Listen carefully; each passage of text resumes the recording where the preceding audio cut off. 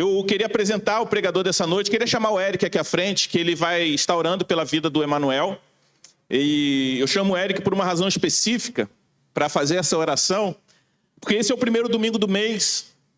Você que já é membro da Igreja do Redentor sabe que o primeiro domingo do mês é o domingo onde nós temos o momento missionário, onde nós oramos por algum missionário, algum plantador de igreja, nesse momento, no momento da oração da gratidão pelas crianças, nós agradecemos e clamamos a Deus pela vida de um plantador, de um missionário.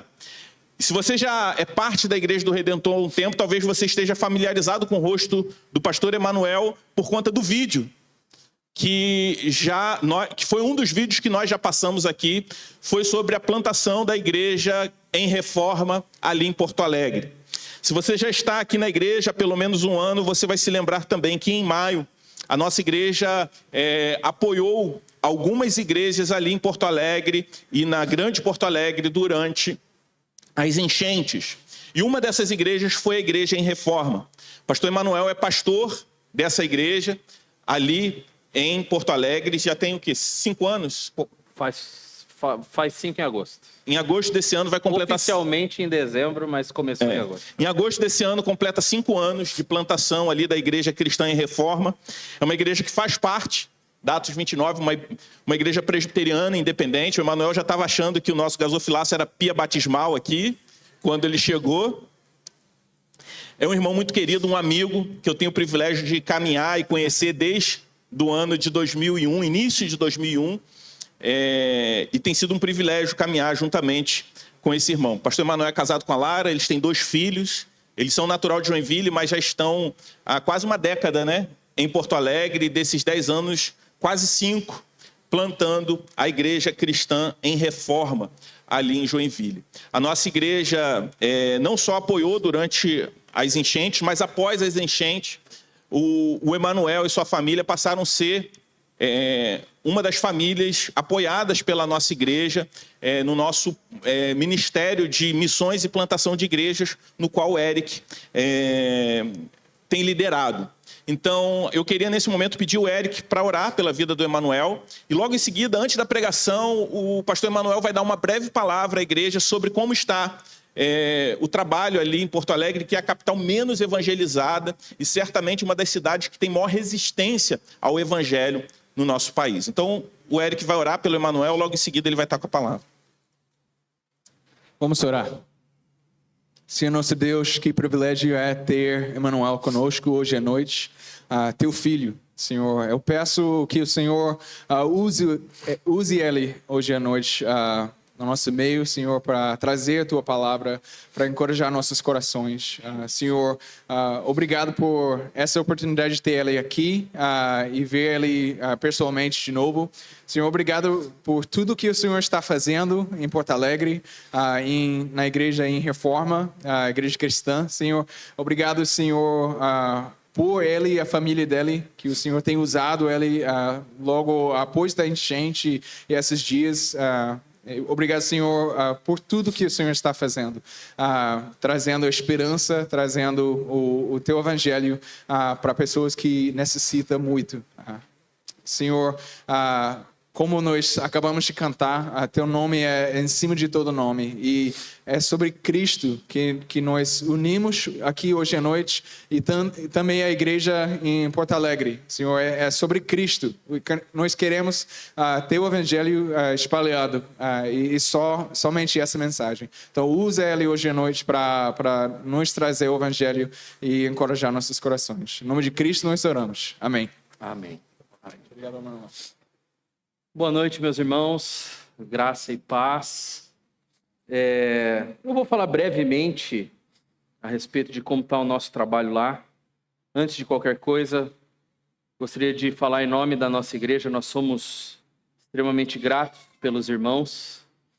Nós não nos conhecíamos pessoalmente, mas as suas orações, sua generosidade e sua disposição foram parte muito importante daquilo que o Senhor fez na nossa igreja, especialmente do último ano para cá, ou de maio do ano de 2024 para cá, quando fomos surpreendidos, né, por uma catástrofe sem precedentes. Nossa igreja ficou submersa por mais ou menos uns 48 dias, desde o início das enchentes. Nós tínhamos feito a mudança da igreja há 2 dias, para um pouquinho mais longe do rio. Mas chegou lá também, então não teve muito o que fazer. 4 famílias da nossa igreja perderam absolutamente tudo. Uma dessas famílias, inclusive, ficou ilhada de quinta-feira à noite na cidade de Eldorado. Não sei se os irmãos acompanharam, mas Eldorado ficou 100% submersa. A cidade foi completamente submersa pelas águas. E eles eram de Eldorado. A última notícia que tivemos deles foi na quinta-feira à noite. E eles ficaram ilhados, uma família com 2 filhos pequenos. Nós só fomos ter novas informações sobre eles na segunda-feira. Ou seja, foi um Deus nos acuda, gente. Foi uma coisa terrível. Nós sofremos muito. O povo gaúcho sofreu demais. Mas, apesar de todo esse sofrimento, o Senhor nos sustentou, o Senhor tem cuidado de nós, e por incrível que pareça, não faz 1 ano ainda que a gente passou por essa turbulência, e nós estamos vivendo o melhor momento da igreja. Não há absolutamente nada que o Senhor não faça que não vise o bem supremo do seu povo. Não é? O Senhor está regendo a história com poder para a sua glória e para a nossa mais suprema alegria, e nós podemos provar disso lá na nossa igreja. É impressionante como o evangelho tem avançado. Compartilhava com o Cristiano hoje mais cedo.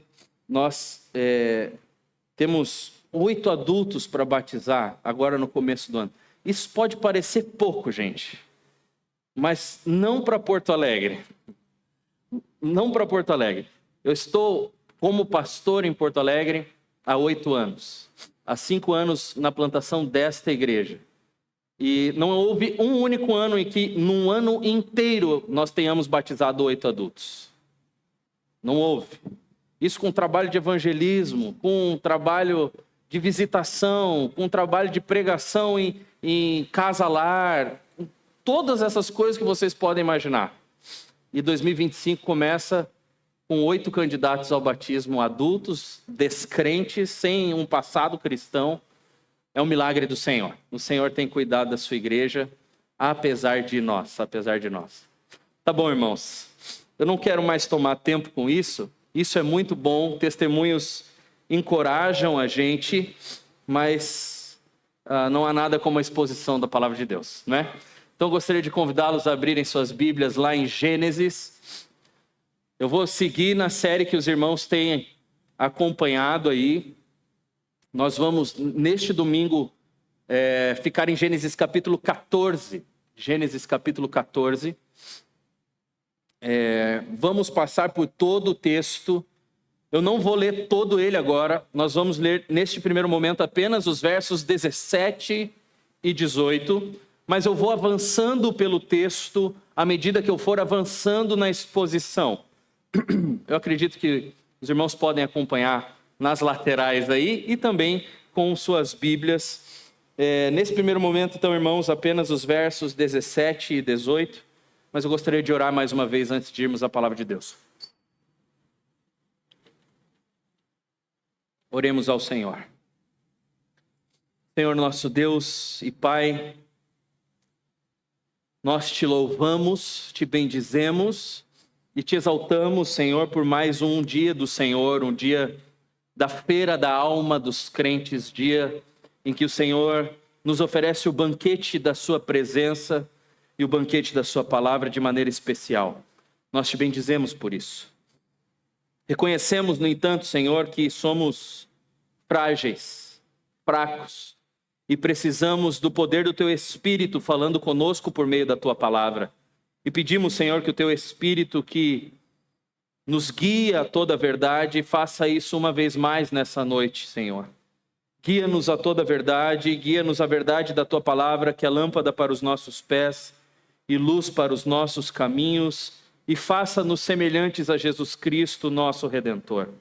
Nós precisamos do Senhor, por isso recorremos ao Senhor e pedimos isso em nome de Jesus Cristo, nosso Redentor e nossa rocha.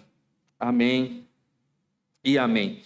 Gênesis capítulo 14, nesse primeiro momento, versos 17 e 18, assim diz a palavra de Deus, ouça com fé. Quando Abrão regressava depois de derrotar Quedorlaomer e os reis que estavam com ele, o rei de Sodoma foi ao encontro dele no vale de Savé, que é o vale do rei. E Melquisedeque, rei de Salém, trouxe pão e vinho. Ele era sacerdote do Deus Altíssimo. Ainda o verso 19.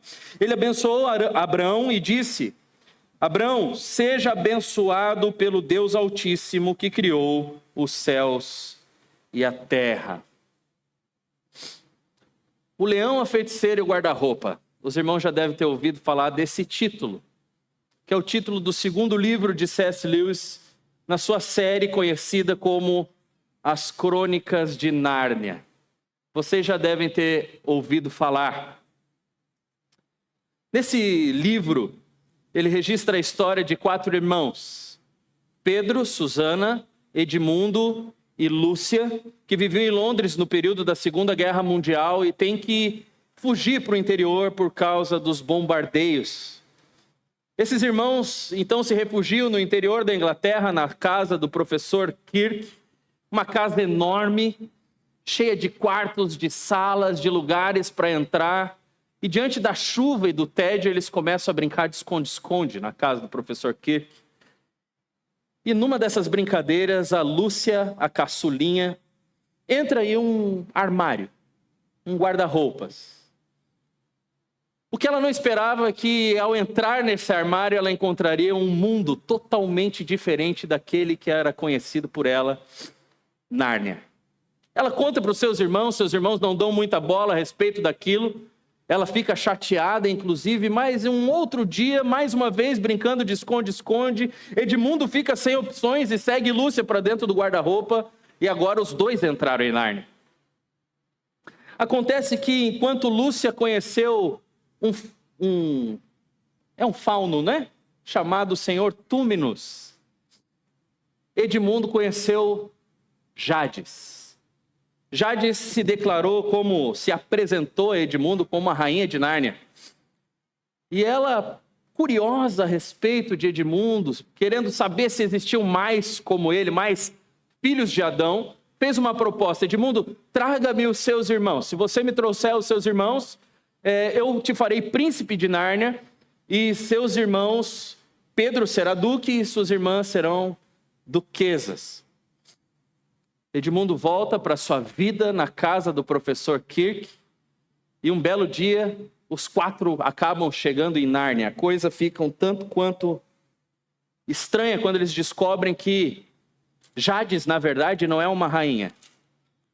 Ela é uma feiticeira. Ela é do mal.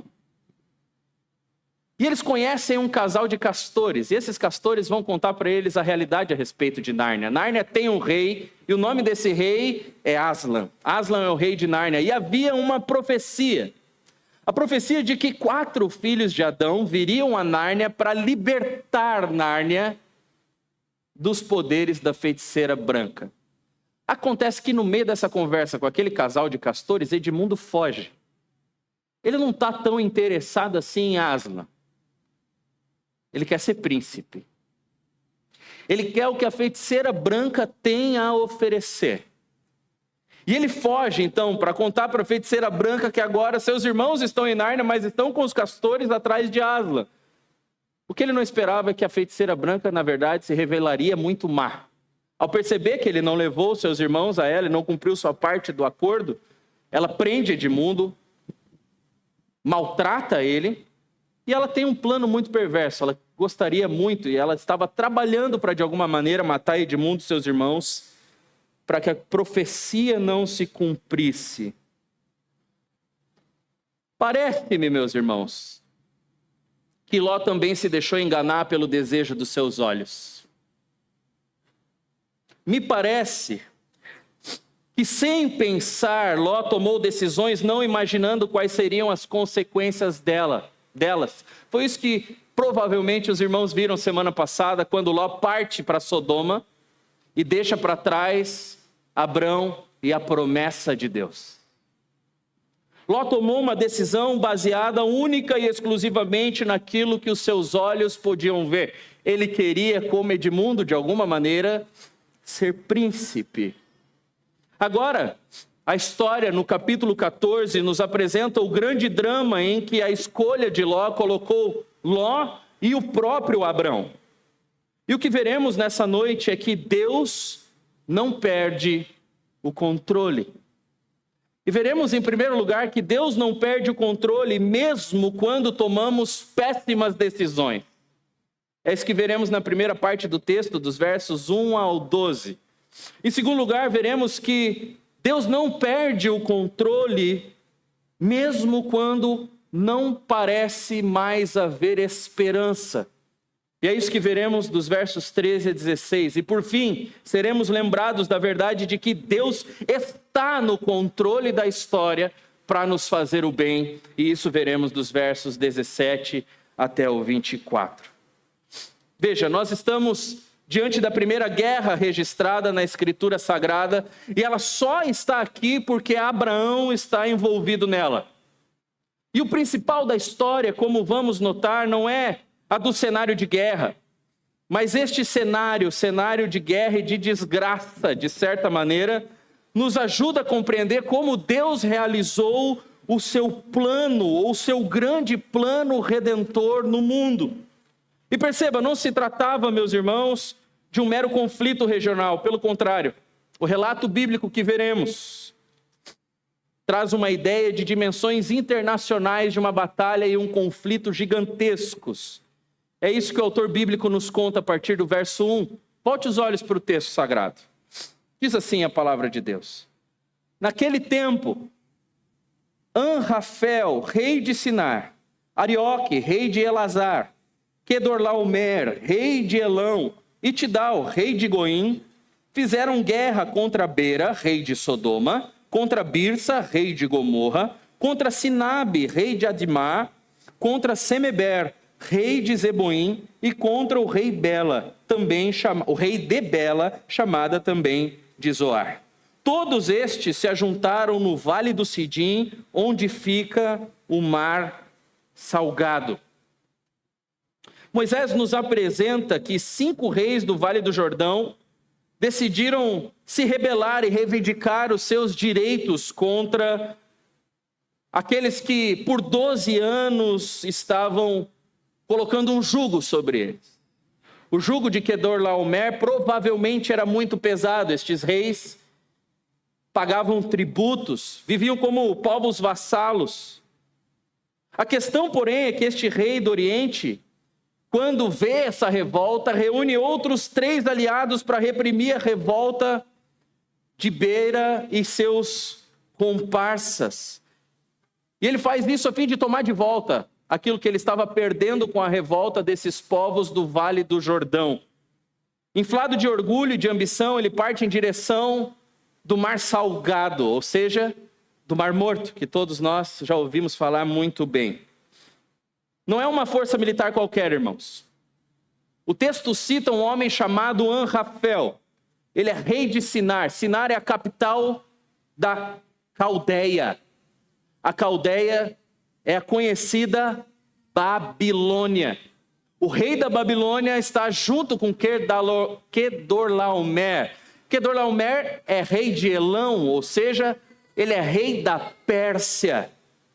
Babilônia e Pérsia, grandes potências mundiais, juntamente de outros 2 reis, marcham em direção de Sodoma, Gomorra e o Vale do Jordão.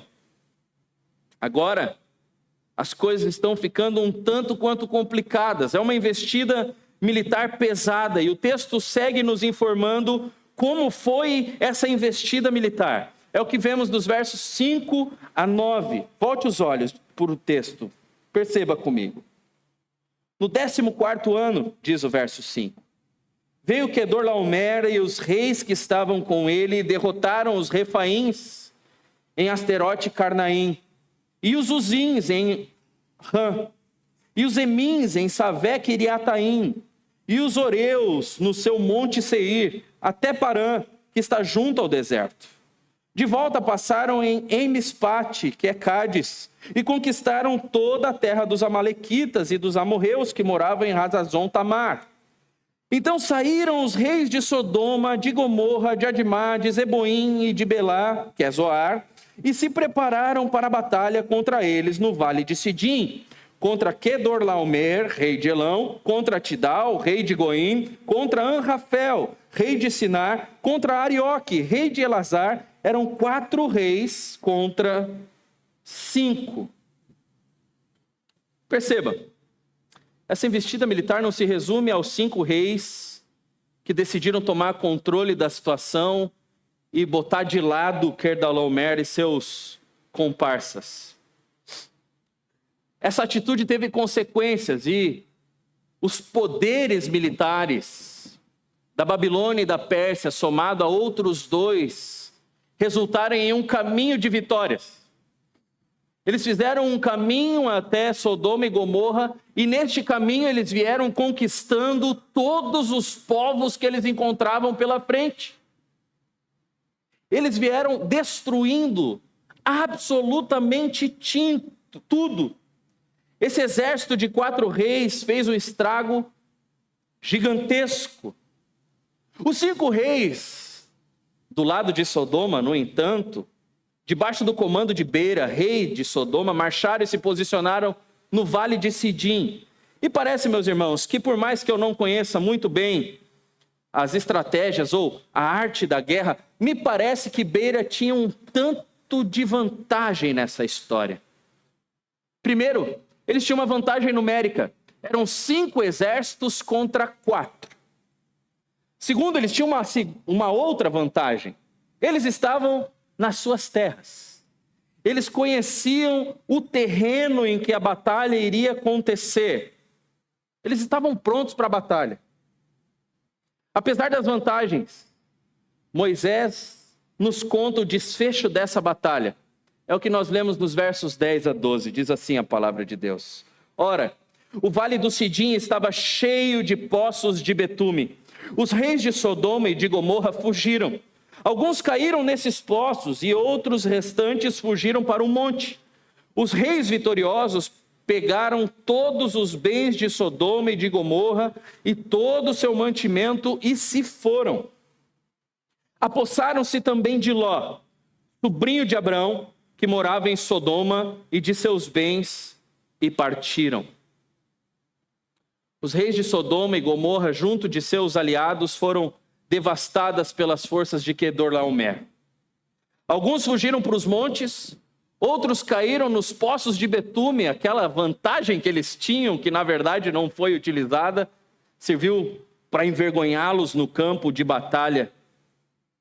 As pessoas que sobraram nas cidades viraram despojos de uma guerra perdida. O foco, no entanto, irmãos, não está tanto na guerra, nem mesmo nos povos que foram atingidos antes. O que está em jogo aqui é que Ló, sobrinho de Abrão, também foi levado como espólio de guerra. Percebam, quaisquer que fossem os propósitos dos reis naquele conflito, isso passava por um propósito escondido ou misterioso de Deus, regendo a história de Abrão e de Ló, o seu sobrinho. Ló foi capturado como prisioneiro de guerra.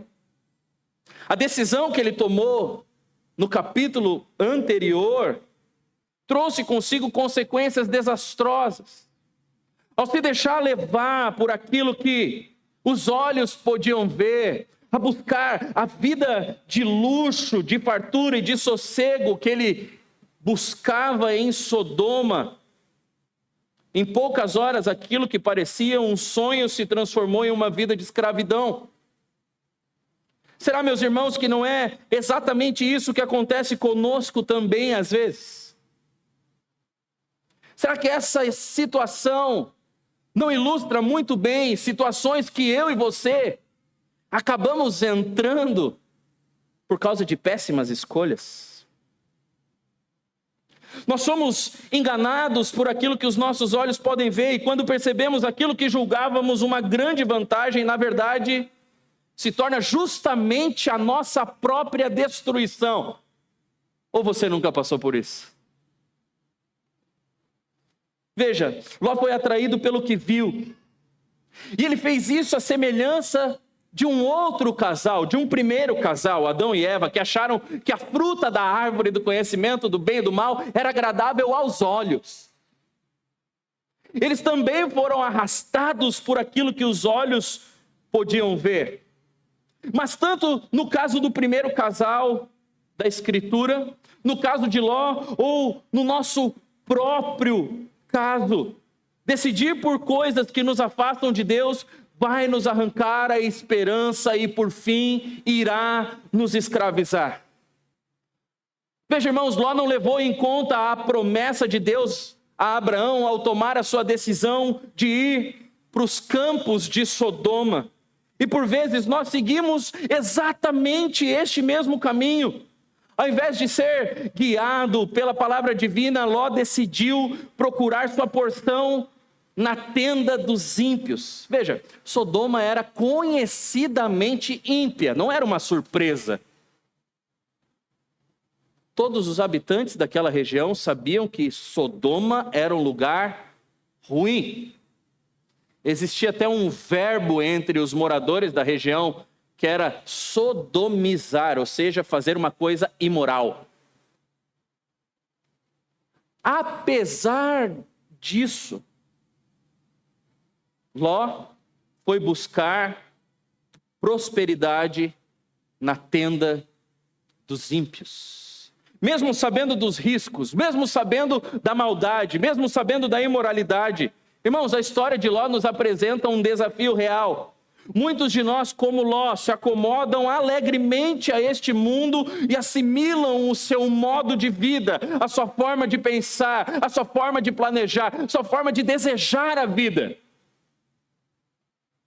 Como disse certo comentarista, abre aspas, precisamos nos lembrar que não é fácil viver em um chiqueiro sem acabar fedendo como um porco, fecha aspas. Nós precisamos sempre lembrar, meus irmãos, que embora Deus possa sim facilmente resgatar o justo do juízo que virá sobre os ímpios, não é tão fácil quanto pensamos continuar sendo justo enquanto se vive na companhia dos ímpios. Ainda que Deus tenha resgatado Ló do juízo que trouxe sobre Sodoma, ele não saiu ileso. Ele não saiu sem marcas. Ele não saiu deste conflito sem carregar consequências. E veja, devemos lembrar que ele tinha, de maneira egoísta, escolhido o que parecia ser melhor, o que parecia ser a melhor parte da terra. Ele não pensou em Abraão, ele não pensou na promessa divina, ele pensou nele mesmo. Lá é bonito, lá é próspero, é para lá que eu vou, é para lá que eu vou. Ele fez isso de maneira insensata, associou a sua prosperidade a pessoas notoriamente ímpias, e no processo ainda se distanciou do seu melhor e mais verdadeiro amigo, Abraão. E é exatamente o que ocorre conosco quando, por causa do desejo que temos por conquistar aquilo que é a prosperidade dos ímpios, nos afasta da comunhão cristã, irmãos. Quando em busca de uma vida mais confortável, e veja, não há problemas em viver de maneira confortável. O problema é quando a nossa busca por uma vida mais confortável nos afasta de nossos irmãos. Nos afasta de homens e mulheres de Deus que podem edificar a nossa vida, caminhar conosco, nos guiar para juntos chegarmos mais perto de Cristo. Ló não levou nada disso em consideração. E por vezes nós também não levamos. No entanto, meu irmão, se nos encontramos exatamente na mesma condição de Ló, nós precisamos lembrar que Cristo nos resgata mesmo quando nos desviamos para caminhos perigosos. Mesmo quando as nossas decisões são péssimas, quando as nossas decisões são tomadas de maneira impensada, inconsequente e descabida, mesmo lá, Cristo se compadece e Ele é um Salvador oportuno. Veja, Ele mesmo disse que sua missão era salvar e buscar o perdido. Mesmo quando somos seduzidos pelas promessas enganosas do mundo, Ele intervém em nossas vidas, pagando o preço da nossa libertação por meio de sua morte e ressurreição. Isso nos dá esperança, porque sabemos que, ainda que falhemos, o nosso Deus não nos abandona. Ainda que a nossa performance religiosa não seja melhor, ainda que nós tomemos decisões tolas, como tomou Ló, o Senhor está cuidando dos seus, Ele cuida do seu povo, Ele não nos abandona, Ele nos resgata do cativeiro do pecado e nos restaura a liberdade que há em Cristo Jesus. O que devemos fazer então é reconhecer onde podemos ter feito escolhas que nos afastaram de Deus, nos arrepender, voltar os nossos olhos para Cristo e descansar em sua obra redentora.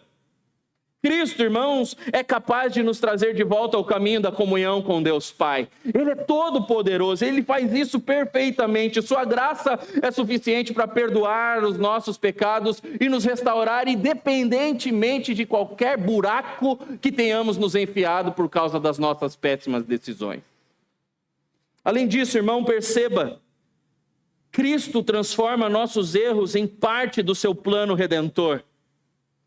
A captura de Ló parecia uma derrota irreparável, mas Deus usou esse evento para cumprir propósitos maiores, incluindo o fortalecimento da fé de Abraão, que viria a ser o nosso pai da fé. O Senhor está no controle de todas as coisas. Da mesma forma, Cristo, por meio da cruz, tornou o maior erro da humanidade na maior bênção de Deus para os homens. Apesar da decisão impensada, injustificada e péssima de Pilatos, dos judeus, daqueles que gritaram: Jesus, nós queremos crucificado, solta-nos Barrabás. Deus tomou aquilo que foi a pior das decisões humanas e transformou na sua mais perfeita obra de redenção.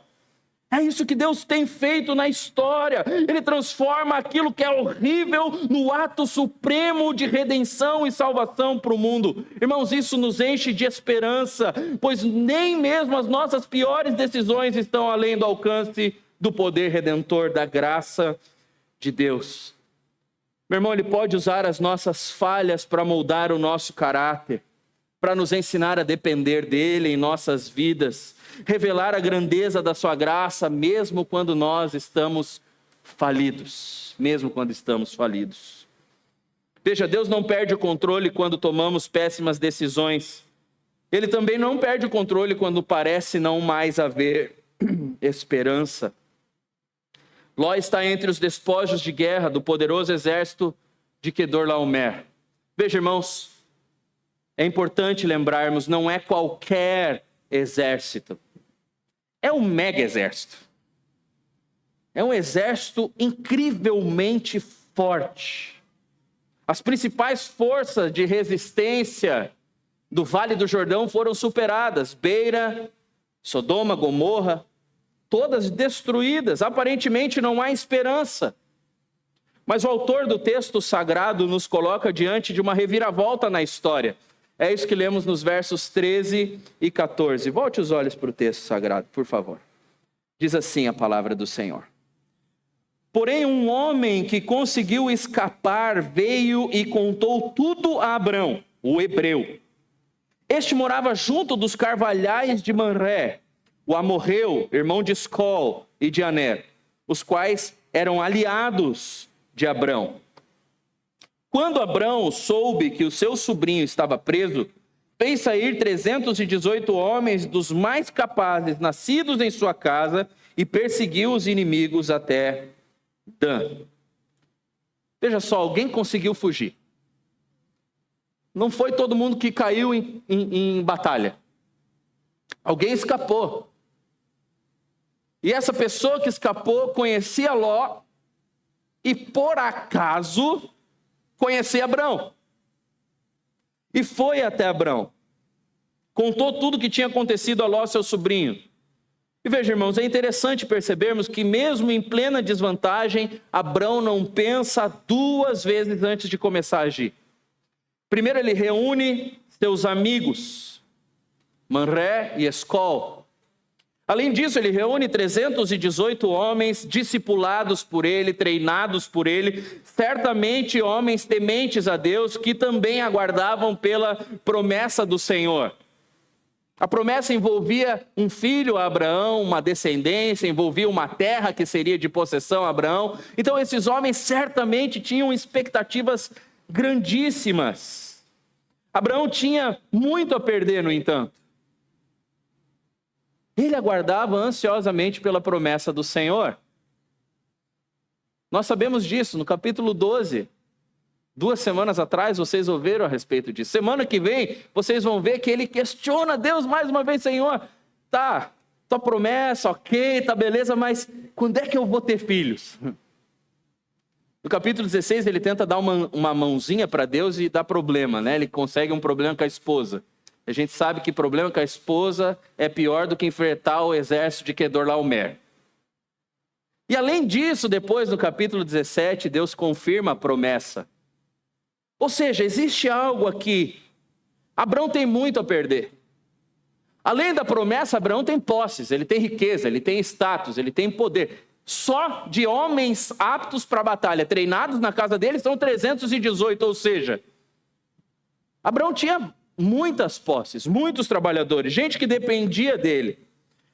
No entanto, irmãos, ao mesmo tempo, Ló não tinha nada para oferecer. Absolutamente nada. Primeiro, Ló brigou com Abraão antes de ir embora. Segundo, Ló foi embora sem nem pensar em Abraão. Ele pensou nele. Ele falou: não, eu vou para lá, que lá me parece melhor, lá eu vou prosperar. Você fica aqui, eu vou para lá. Não tinha absolutamente nada racional aqui que fizesse com que Abraão tomasse essa decisão. No entanto, foi exatamente isso que ele fez. Mesmo com probabilidades baixas de vitória, mesmo diante dos mais poderosos reis da terra naquele tempo, com pouquíssimos bons motivos para entrar nessa batalha, o texto nos diz que Abraão saiu imediatamente em perseguição dos seus inimigos. O que acontece quando Abraão os alcança? O texto nos conta nos versos 15 e 16. Volte os olhos para o texto. Diz assim a palavra de Deus. E de noite, Abraão dividiu os seus homens em grupos, derrotou os inimigos e os perseguiu até Obá, que fica ao norte de Damasco. Trouxe de novo todos os bens e também o seu sobrinho Ló, os bens dele e ainda as mulheres e o povo.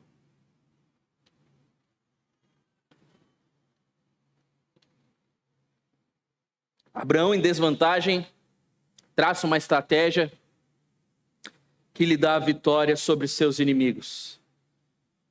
Ele ataca de noite, sorrateiramente, divide o seu exército em grupos. Aquela empreitada improvável logrou êxito.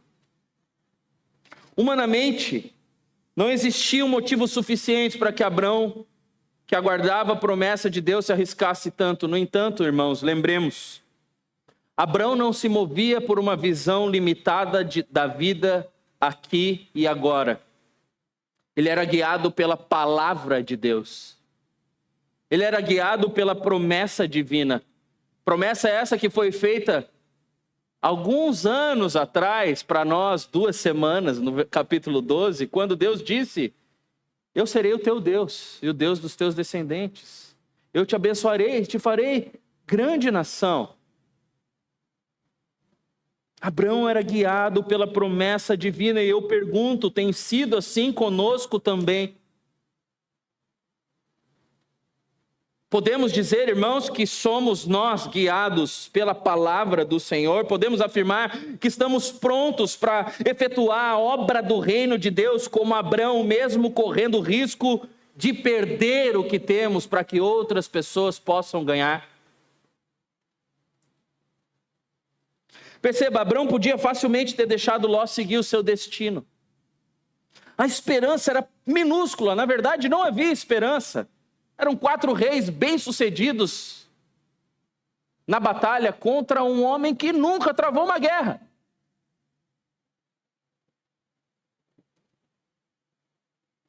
Ao participar do destino de Sodoma, Ló estava simplesmente recebendo aquilo que foi o resultado natural de suas péssimas decisões. Além disso, ir atrás de Ló trazia um risco considerável a Abrão. Ele estava fazendo uma soma de inimigos poderosos ao fazer isso. Ele estava agrupando um grupo de inimigos que ele não precisava agrupar. Ao resgatar Ló, Abrão estava fazendo uma loucura. Aqui, irmãos, mais uma vez nós temos um desafio para cada um de nós e um desafio para a nossa fé. Ao avaliar se devemos ou não intervir em uma situação, nós naturalmente baseamos a nossa decisão em 2 perguntas. Primeira, essa pessoa merece a minha ajuda? Você nunca se perguntou? E a segunda é, eu posso ajudar sem que haja qualquer risco ou inconveniência para mim? Se eu ajudar, eu vou me empenhar? Isso vai me dar trabalho? Isso vai me incomodar? Esse problema que é da pessoa pode vir bater na minha porta?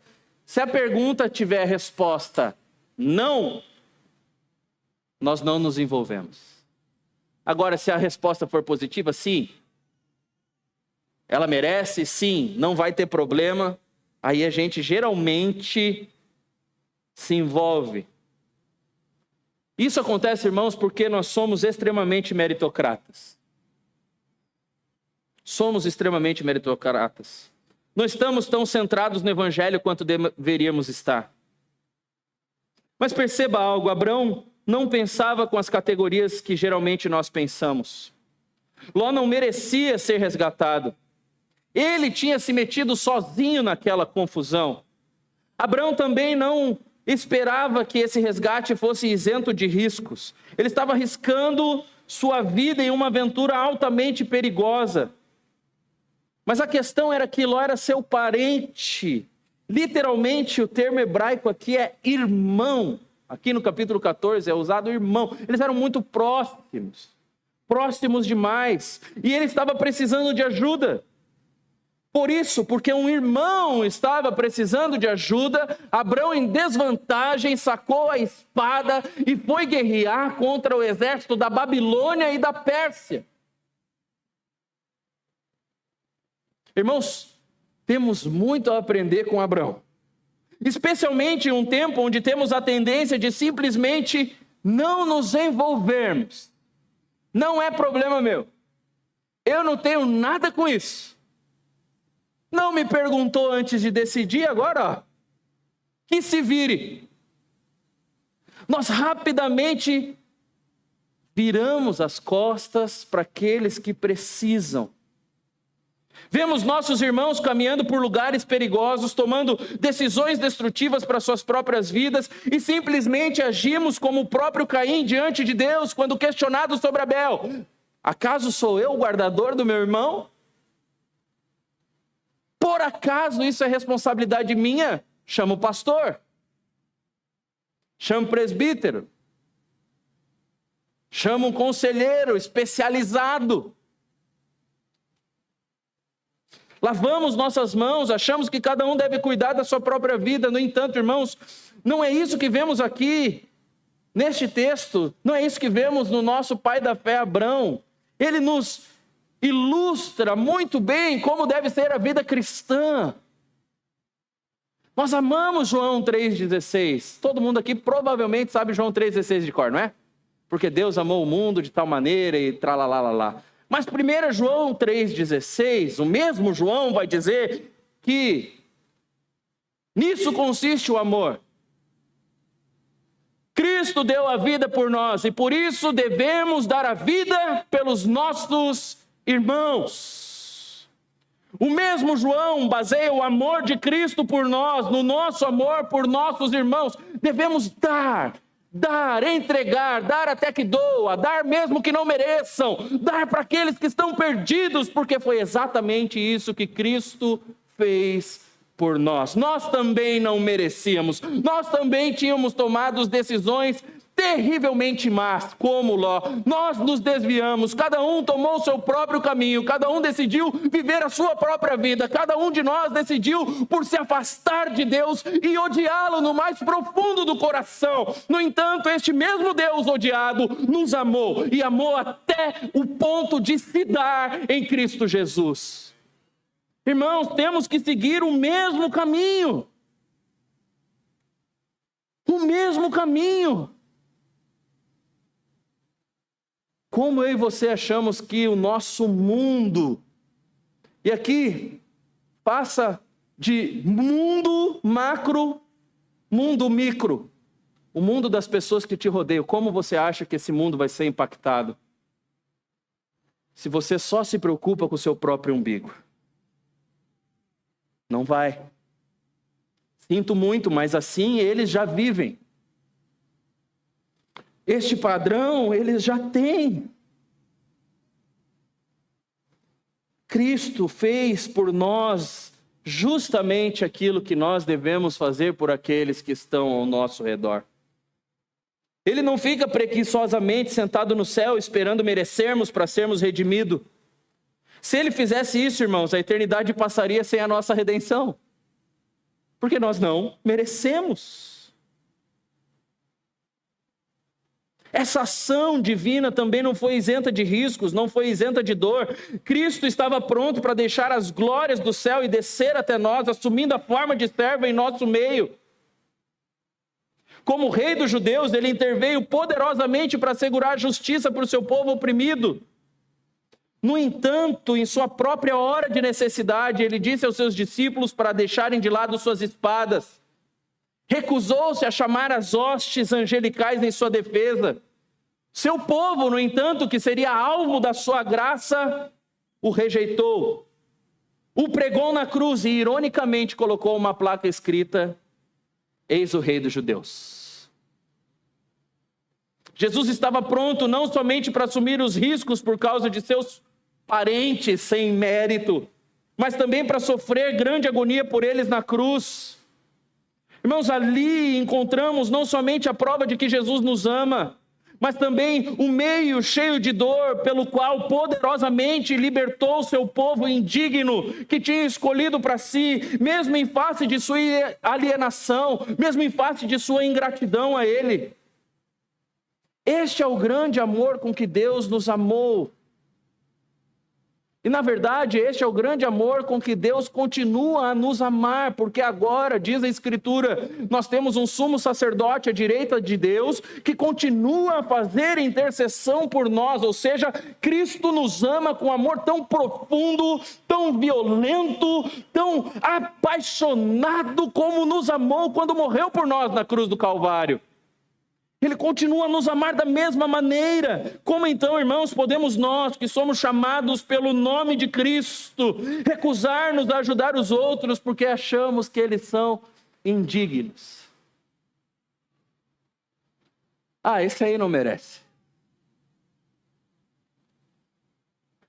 Eu avisei. Não me diga que eu não avisei. Essa é frase de pai, né? Pai fala isso para filho quando dá problema.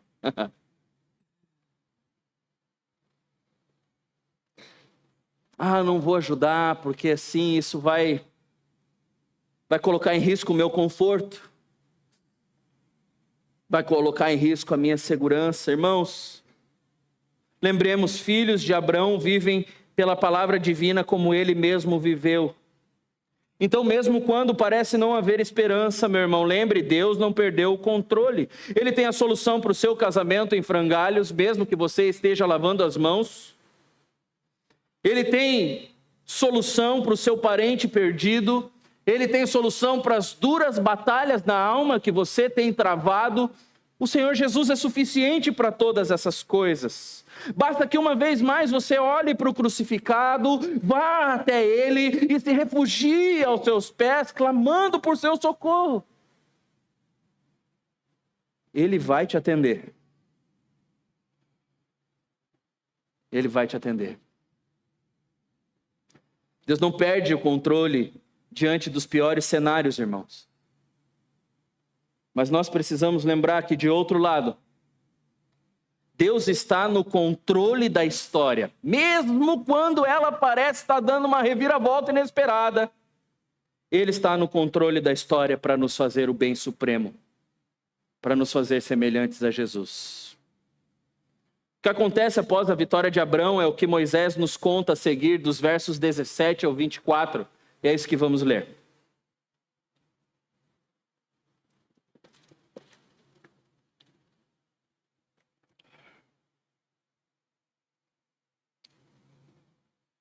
Diz assim a palavra do Senhor. Quando Abrão regressava depois de derrotar Quedorlaomer e os reis que estavam com ele, o rei de Sodoma foi ao encontro dele no vale de Savé, que é o vale do rei. Melquisedeque, rei de Salém, trouxe pão e vinho. Ele era sacerdote do Deus Altíssimo. Ele abençoou Abrão e disse: Abrão, seja abençoado pelo Deus Altíssimo que criou os céus e a terra. E bendito seja o Deus Altíssimo que entregou os adversários de você nas suas mãos. E Abraão deu a Melquisedeque o dízimo de tudo.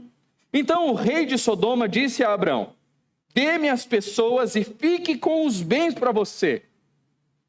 Mas Abrão lhe respondeu: juro pelo Senhor, o Deus Altíssimo que criou os céus e a terra, que nada tomarei de tudo que é seu, nem um fio, nem uma correia de sandália, para que você não diga fui eu que enriqueci Abrão. Nada quero para mim a não ser o que os rapazes comeram e a parte que toca a Aner, Escol e Manré. Os homens que foram comigo, que estes fiquem com a parte deles. Após alguns dias de investida militar, Abrão volta para Manré. Alguns estudiosos dizem que ele percorreu mais de 150 quilômetros até conseguir encontrar o exército inimigo no limite norte de Israel, lá em Dan. Porém, no meio do caminho, o texto registra que no Vale de Sabé, 2 reis se dirigem ao encontro de Abrão. De um lado nós temos Beira, o rei de Sodoma, já ouvimos falar dele. Do outro lado nós temos um homem chamado Melquisedeque, rei de Salém. Nós precisamos dar uma atençãozinha especial aqui para este encontro de Abrão com Melquisedeque. Porque não existem informações sobre a origem de Melquisedeque, sobre sua genealogia, seu início, seu fim e assim por diante. Temos pouquíssima informação. Mas o texto diz algo que é muito importante aqui. O texto diz que ele era rei de Salém, o rei da paz, e sacerdote do Deus Altíssimo. Ou seja, Melquisedeque era o principal homem entre o reino dos pagãos, o principal homem de Deus. Deus preserva o seu plano redentor através deste rei desconhecido, que chega a Abrão com pão e com vinho, oferece um banquete a Abrão. Melquisedeque não apenas provê alimento para Abraão e para o seu exército, mas também invoca a bênção do Senhor sobre ele. Abraão, que o Deus Altíssimo, Criador dos céus e da terra, te abençoe. O que Melquisedeque faz aqui é confirmar, ele ratifica a graça da vocação divina sobre Abrão. Em outras palavras, ele realça a honra, o chamado de Deus ao seu servo Abraão. Esse Deus que criou os céus, que criou a terra, havia escolhido Abraão e estava confirmando a sua graça e a sua bondade sobre a vida dele. E veja, Melquisedeque exalta o nome do Senhor, rendendo-lhe graça, pois a conquista de Abraão não tinha sido uma conquista de seu próprio braço. O Senhor foi quem deu os exércitos nas mãos de Abraão. A vitória tinha sido provida pelo Senhor. Foi Deus quem deu a vitória a Abraão. O mérito era de Deus, não era de Abraão. Foi ele quem entregou os inimigos.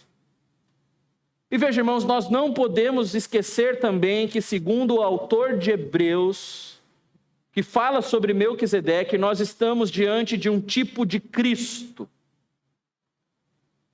João Calvino vai dizer aqui que Cristo Jesus foi apresentado a Abraão na pessoa de Melquisedeque. Abraão, nosso pai da fé, teve um encontro com um Cristo pré-encarnado. E este Cristo pré-encarnado era o próprio Melquisedeque. João Calvino continua e diz assim: Cristo seria assim o rei junto a Deus e seria também um ungido sacerdote. E isso para todo sempre, como foi Melquisedeque. Ou seja, Calvino termina, Abraão estava conhecendo os propósitos redentores de Deus.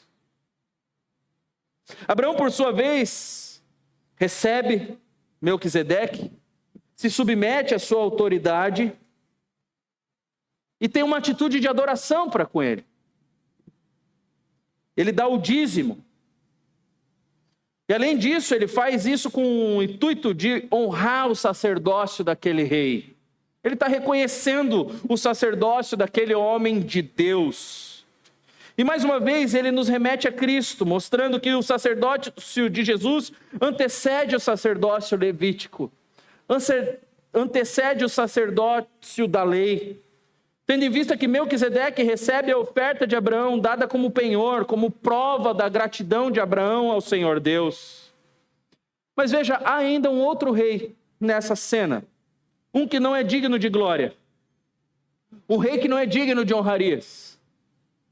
Inclusive, Abraão decide deliberadamente não ter nenhuma conexão com aquele rei ímpio, o rei Beira de Sodoma. Eu não quero nada que venha de você. Eu não quero que as pessoas achem que eu dependi dos ímpios. Mesmo tendo direito aos despojos, nosso pai na fé sabe que é melhor pão e vinho na presença dos santos de Deus do que um banquete na mesa da impiedade. Ele sabe que é melhor ter menos na presença do Senhor do que ter mais na tenda dos ímpios. Você consegue perceber, meu irmão? O que está acontecendo aqui? Beira e Melquisedeque representam dois sistemas distintos. De um lado, nós temos o domínio do sistema atraente. Aquele sistema que sugere à nossa carne a compra da nossa fidelidade. É quase se prostrado me adorares, os reinos da terra serão teus. É quase isso que está acontecendo aqui. Beira quer comprar a fidelidade de Abraão por meio de dinheiro. Do outro lado, no entanto, nós temos um reino de justiça e paz, representado por Melquisedeque, revelando o padrão divino para a vida cristã. E nós podemos nos perguntar a qual padrão nós temos nos submetido? A qual padrão temos submetido nossas vidas, nossas famílias? Será que somos semelhantes a Abraão em nossas escolhas? Elas estão submissas à fé que professamos, à palavra que cremos, ao Deus que nos chamou das trevas para a sua maravilhosa luz. Irmãos, nem sempre é fácil viver essa verdade. Sejamos sinceros, nós temos nos submetido aos padrões mundanos, e colocamos em depreciação a glória de Deus diante dos homens, vez após vez, com muita frequência, e na verdade com maior frequência do que gostaríamos de admitir. Diariamente nós somos assediados com propostas que visam envergonhar o nome de Jesus, que visam escravizar as nossas vidas em práticas pecaminosas, caminhos errados. O que nós precisamos fazer diante delas então? Eis a grande pergunta. Eu sugiro, meu irmão, que façamos como Abraão. Eu sugiro que recorramos ao Senhor. Eu sugiro a você, crente, que diante das lutas intensas que enfrentamos nesse mundo por sermos seguidores de Cristo, corramos para o Senhor. O nosso socorro vem dele. A nossa força está nele. A única saída que temos, então, é nos apegarmos a Ele. Mas perceba, meus irmãos, como Abraão, precisamos de Jesus não somente em nossas horas de fracasso, mas também na hora do nosso maior triunfo, porque é exatamente isso que está acontecendo aqui. Abraão está no ápice da sua vida. Com certeza ele está sentindo o sangue correr com mais força em suas veias. Ele acabou de derrotar um enorme exército. Ele está no melhor momento de sua vida. Ele está voando, profissionalmente Abraão está voando. Ele está ganhando rios de dinheiro, mais dinheiro oferecido. Sua vida está prosperando. Seus servos o acompanham. Seus amigos estão presentes, seus inimigos estão caindo, está tudo indo muito bem. Mas é justamente aqui, quando tudo parece estar bem, que Abraão recorre ao Senhor.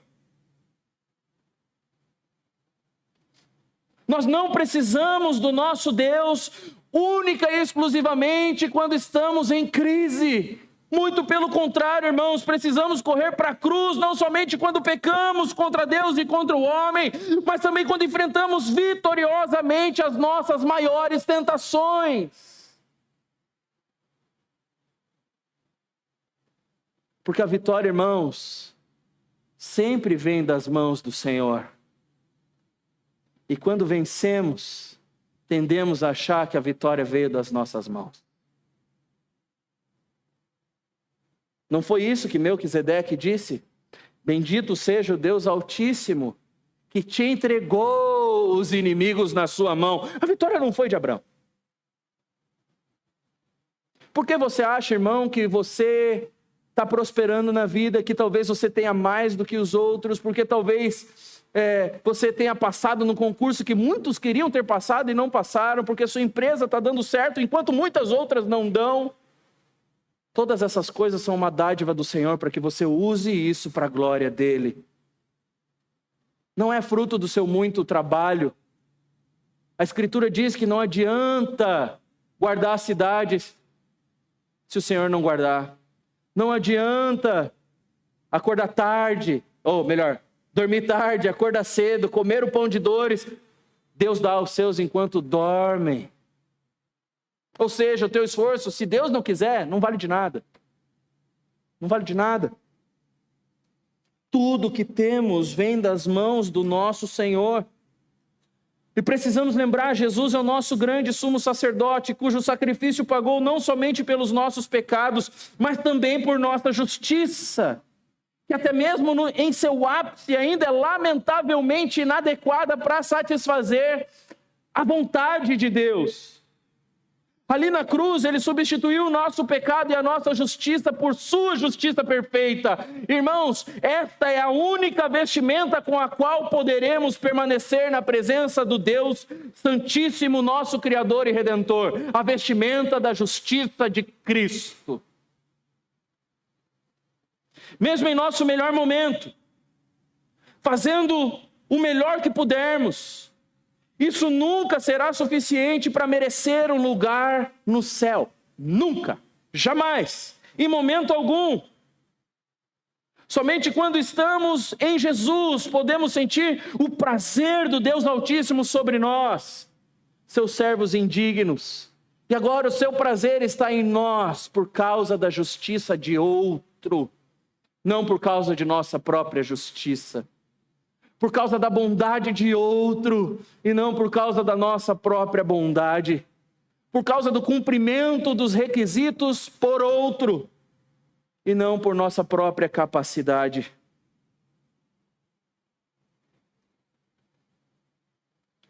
As coisas ficaram feias lá em Nárnia.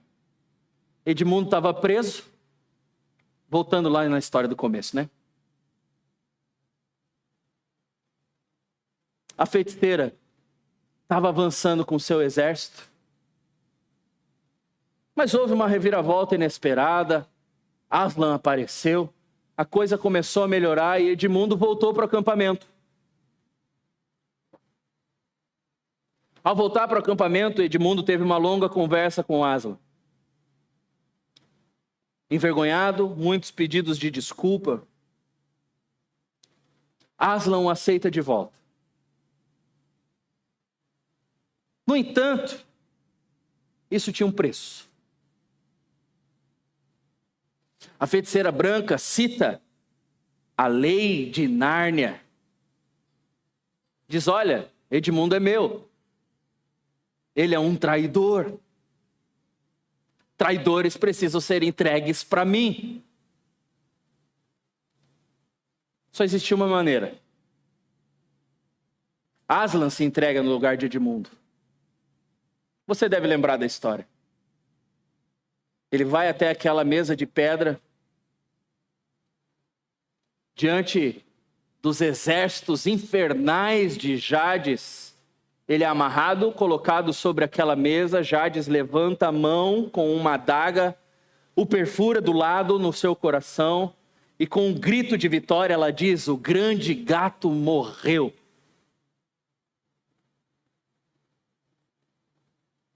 Ela só não sabia toda a lei.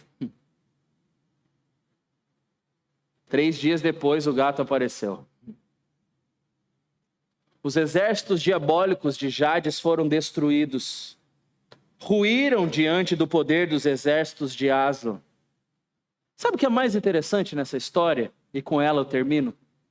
Não é o fato de Aslan ter vencido Jades. Não é nem mesmo o fato de Aslan ter substituído Edmundo. O que é mais chocante é que para Aslan, e na história, o que fica registrado é que Edmundo é Edmundo o Justo. Quando Aslan vai nomear os reis de Nárnia, ele olha para Edmundo e ele diz, Edmundo, você é Edmundo o Justo. Irmãos, foi exatamente isso que Cristo fez por cada um de nós. Cada um de nós, por sua própria conta, traiu o Redentor. Não levando em consideração a desgraça que o aguardava. Cristo se fez um de nós. Diz o texto de Isaías 53 que ele fez isso pela alegria que lhe estava proposta. E ele fez isso, a grande alegria de seu coração seria ter uma família de indignos sendo feitos dignos no seu sangue. Agora, traidores, eu e você, somos conhecidos no céu como justos. Como justos. Exatamente como Ló. Exatamente como Abrão. Porque Deus rege a história para o bem do seu povo. Mesmo quando o seu povo faz tudo de errado. É a sua justiça que repousa sobre nós. E essa é a nossa esperança, irmãos. Louvado seja o nosso Deus. Amém? Amém? Que Cristo abençoe a todos nós. Que nosso Salvador resplandeça o seu rosto sobre nós. E que Deus tenha misericórdia de nós. Tá bom, irmãos? Você poderia ficar de pé para nós orarmos?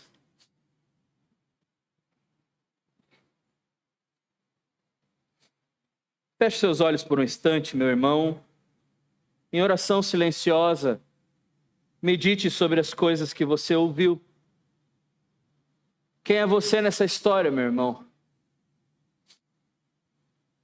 Foi você que tomou a decisão terrível e está no calabouço, preso no castelo do gigante desespero. Ou talvez seja você que está voando no melhor momento da sua vida. Será, irmão? Que você não precisa, como Abraão, lembrar, foi o Senhor. Foi a mão do Senhor, a poderosa mão do Senhor, quem te tem sustentado. Senhor nosso Deus e Pai, nós te bendizemos por tua santa palavra. Te exaltamos, Senhor, porque estando nós em qualquer lado da história, seja tomando péssimas decisões, nos colocando numa fria, ou então no melhor momento de nossas vidas, somos totalmente carentes do Senhor e o Senhor se faz presente conosco apesar de nós. Pedimos, Senhor, a tua bondosa mão sobre nós. Eu peço Que o Senhor restaure, Senhor, aqueles irmãos que precisam de restauração. Traga eles para perto, Senhor. Traga eles o verdadeiro arrependimento. Que eles se arrependam, Senhor, de estar caminhando longe do Senhor, de terem decidido deliberadamente por um caminho que afasta eles do Senhor, do serviço cristão, da comunhão com outros crentes. Traga-os de volta, Senhor, eu peço a Ti. Ao mesmo tempo, Senhor, eu peço para que o Senhor guarde os nossos corações, os corações de todos os meus irmãos, estejam eles na noite escura da alma ou no dia raiando como nunca antes. O Senhor nos lembre que tudo que temos, tudo que somos e tudo que precisamos encontramos no Senhor. É isso que pedimos, Senhor, no precioso nome de Cristo Jesus, a nossa rocha e o nosso Salvador. Amém.